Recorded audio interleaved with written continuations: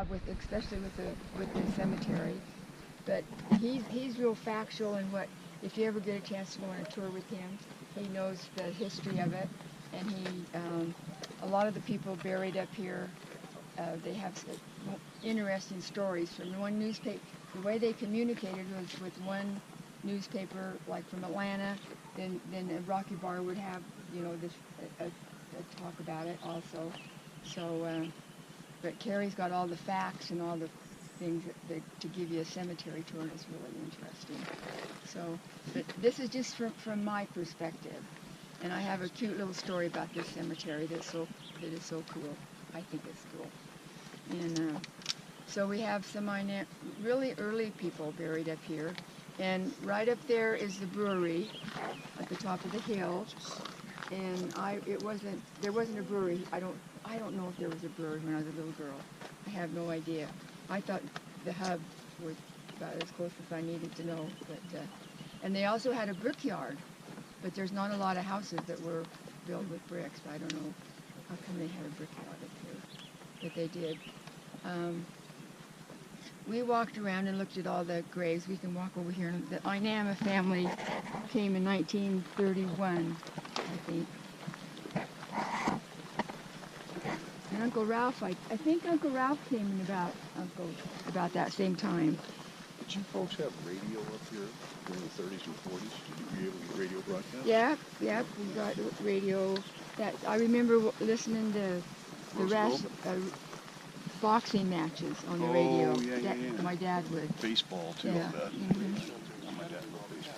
The Alexanders married the Inamas, and so a lot of these are Alexander people. And one Alexander miner left Atlanta, and then he was killed in the Kellogg silver mine, or gold mines up there in Kellogg. There was a memorial thing on a tree up here. Over there, behind Kent. Did Sydney come on this? Is Sydney here? No. Well, I have a story about Sydney, and that's how we are still connected.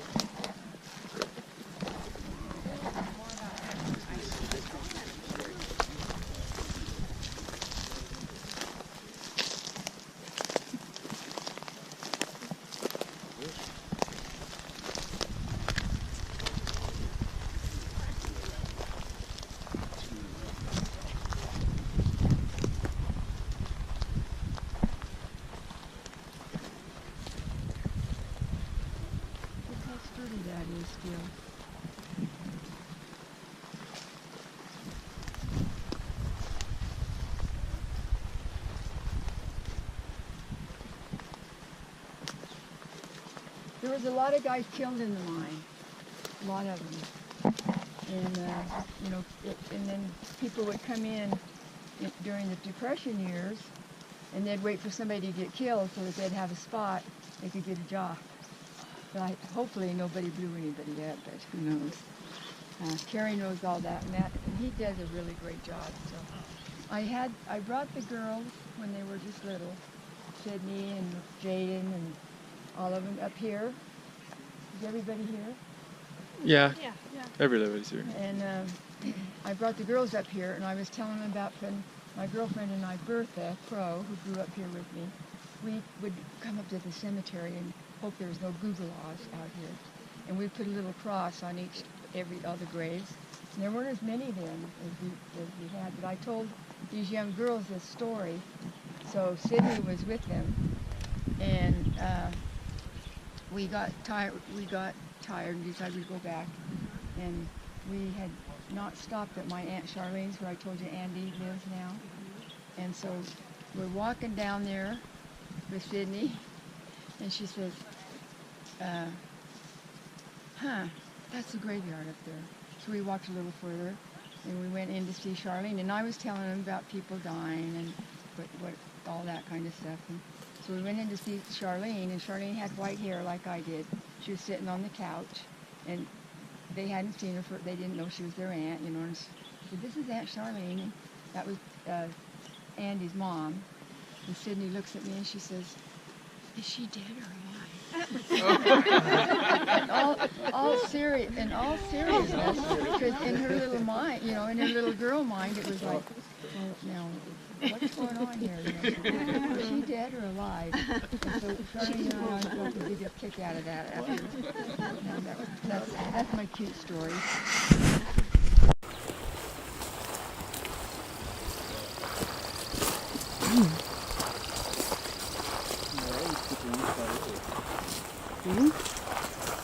Yeah, that's pretty typical. The Emily Rosa headstone over in Rocky Bar, you have to go across that cliff.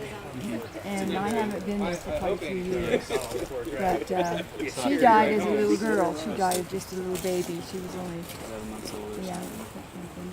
But I've got the footstone at my house. And, yeah, and Charlene was, how long she's been passed away? Only what, 4 years? 3 years? Oh, she's right over there. This is Dutch M's grave. She died on Bald Mountain, May 16th, 1896. A spring snowstorm came. We can kind of relate to that, can't we? I think. Yeah. And Dutch M and Peg Legani. Her name was Annie McCabe. I don't know her last name, but everybody called her Peg. She and Dutch M, it was payday in Rocky Bar, and they wanted to go over and do a few trips. And so they started walking. There was nothing to walk between Atlanta and Rocky Bar, which is probably about 16 miles, 8 up and 8 down. And they got in the snowstorm, and Dutch M died. She froze to death. And then Peg Legani, her feet got cut off. In fact, they had to bring her up here to the hospital and cut her feet off. She was a real tall, raw-boned, not a very attractive lady in the pictures of her. But she had a dog that laid on her and kept her warm? Yes, yeah. So that's why she didn't they were only a few yards from the halfway house, but they didn't know they were. They couldn't tell that they were. So, but Dutch M she was German. She talked in the German language. And she had saved enough money with tricks that she could go back to Germany, and somebody stole all her money before it. So she and Peg Legani were going back over to Rocky Bar to try to get the bank account. And Grandpa Rose swears up and down that he was young then, and she gave him a nickel or a dime to take a message to one of the miners over in Rocky Bar. So he knew Peg Legani. Read about her. So, Grandma, over here on this tombstone over here, there's a Shriners logo. Were there a lot of Shriners in Atlanta? There were, and there was the Masons and the Unions. And all of them were up here? Did they have like little houses they met in or anything? Or? I don't. They probably did, but Not that you remember. And none survived the fires, in the end either. So, like if you go to Idaho City, there's like the Masonic Lodge, and there's one in every. There's one. And when Dad was in 1958, Dad had to move out of Atlanta because they were starving, I think. And he and Mom moved to Boise, and Dad had an uncle that worked at the penitentiary. So that uncle was a Mason, and he also was a Democrat, and he also was a union guy. So he just walked right into a job. And Dad worked there for 20 years. Never missed a shift, and he. Except for when he was abducted by criminals, right? Yeah. Story about Jolly Jim, James Smoot. They call him Jolly Jim, and it's something I can't remember for sure what it was about, but I think they hung him. But Carrie would know because I can't remember. And this is my Aunt Charlene. She was only 4 years older than I am, so we were very close in age. And Danny Farnham, he died in 2014. So Danny was here when he was a little boy.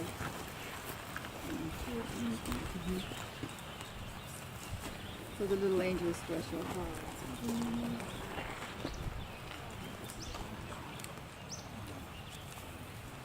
She was a pretty good aunt. She used to take care of these kids and loved them dearly, all of my kids. Okay, we can go back down to, we're just about done. We can go by the schoolhouse. You want to go this way then, Mom? And then We'll meet you down there. yeah, we can leave you guys down there. Very nice. Oh, we should go after.